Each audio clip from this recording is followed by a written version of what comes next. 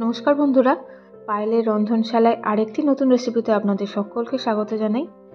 আজকে আমি নিয়ে চলে এসেছি খুব সুন্দর লোভনীয় একটা রেসিপি, এগ বিরিয়ানি, যেটা সহজেই সবাই বানিয়ে ফেলতে পারে। চলুন দেখে নেওয়া যাক আমার আজকের এই রেসিপিটা। প্রথমে আমি ভাত বানিয়ে নেব। ভাত বানানোর জন্য আমি জল ফুটতে দিয়েছি। জলের মধ্যে দিয়ে দিলাম বেশ খানিকটা লবণ, আর সাথে দিয়ে দিলাম গোটা গরম মশলা, আর দিচ্ছি সাথে গোলাপ জল আর কেওড়া জল দিয়ে জলটাকে খুব ভালোভাবে একটু ফুটিয়ে নিতে হবে। জলটা যখন ফুটে আসবে তখন আমি এই জলের মধ্যে দিয়ে দিচ্ছি চাল। আমি প্রায় 15 মিনিট বাসমতি চালটা ভিজিয়ে রেখেছিলাম। ভাতটাকে ফুটিয়ে 80% মতো রান্না করে নিয়েছি। এবার আমি ভাতটা নামিয়ে ফেলবো। ভাতটা নামানোর পর আমি আবার কড়াইতে দিয়ে দিলাম বেশ খানিকটা সর্ষের তেল। সর্ষের তেলটা যখন গরম হবে, ওই সর্ষের তেলের মধ্যে আমি দিয়ে দিলাম জায়ফল গুঁড়ো, একটু থেতো করে জায়ফল দিয়ে দিয়েছি, আর সাথে দিয়ে দিলাম একটা শুকনো লঙ্কা।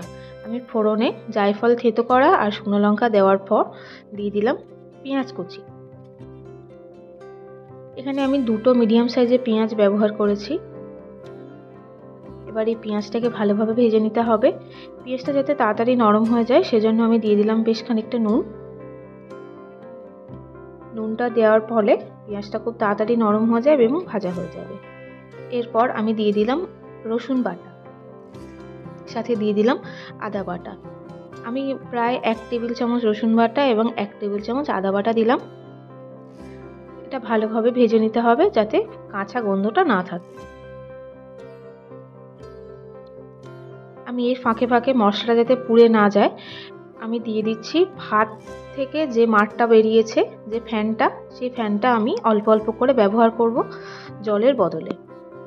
এরপরে আমি দিয়ে দিলাম হলুদ, লঙ্কার গুঁড়ো আর Kashmiri red chilli powder. Kashmiri red chilli পাউডারটা জাস্ট কালার হওয়ার জন্যই দিয়েছি। দিয়ে মশলাটা খুব ভালোভাবে কষে নিতে হবে, এবং যখন মশলাটা পুড়ে পুড়ে আসবে তখন ওই ভাতের ফ্যান একটু একটু করে দিয়ে মশলাটা আমি কষে নেব। ভাতের ফ্যানের মধ্যে যেহেতু গোটা গরম মশলার গন্ধ আছে আর কেওড়া জল মিঠা আতরেরও দেওয়া আছে, সেজন্য আমি দিয়ে দিলাম ভাতের ফ্যানটা জলের বদলে, আর সাথে দিয়ে দিলাম টমেটো। খুব ভালোভাবে কষে নেওয়ার পর সেদ্ধ করে রাখা বেশ কয়েকটা আলু দিয়ে দিলাম। বিরিয়ানি তো আলু ছাড়া অসম্ভব খাওয়া। সেদ্ধ করা আলু আর সেদ্ধ করা ডিম দিয়ে আমি মশলার সাথে খুব ভালোভাবে কষিয়ে নেব। এরপর আমি দিয়ে দিচ্ছি বিরিয়ানি মশলা। আমি বাড়িতে বানানো বিরিয়ানি মশলা ব্যবহার করছি। প্রায় 2 চামচ মতো আমি বিরিয়ানি মশলা দিলাম, দিয়ে ভালোভাবে কষে নিতে হবে। কষার মাঝে মাঝে অল্প অল্প করে ভাতের ফ্যানও দিয়ে দিচ্ছি যাতে মশলাটা পুড়ে না যায়। ঠিক একইভাবে মশলাটা খুব ভালোভাবে কষিয়ে নিতে হবে।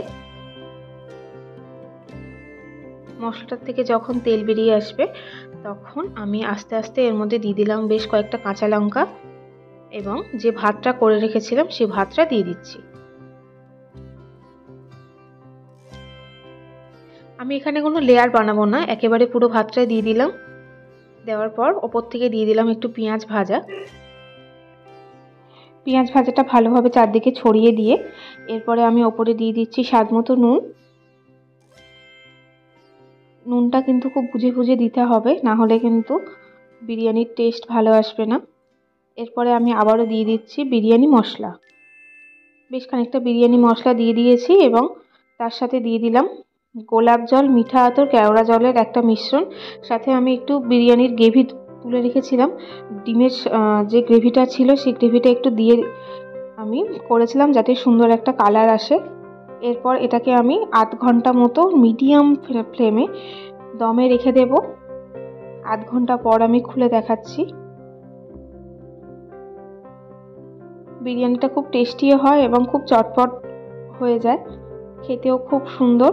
রবিবারে বা যে কোনো দিনে কিন্তু বানানো যেতেই পারে এগ বিরিয়ানি। আমি এবারে সার্ভ করে দিচ্ছি বিরিয়ানিটা। আশা করি দেখতেই পাচ্ছেন বিরিয়ানিটা কত ঝরঝরে হয়েছে। এই রেসিপিটা ভালো লাগলে অবশ্যই বাড়িতে বানাবেন এবং আমাকে কমেন্টের মাধ্যমে জানাতে ভুলবেন না রেসিপিটা কেমন হলো। রেসিপিটা যদি ভালো লাগে বন্ধুদের সাথে শেয়ারও করবেন এবং আমার নিত্য নতুন রেসিপির আপডেট পেতে আমার চ্যানেলকে সাবস্ক্রাইব করার অনুরোধ রইল। সবাই সুস্থ থাকবেন, ভালো থাকবেন। পরে আরেকটা ভিডিওর সাথে আপনাদের সাথে কথা হবে।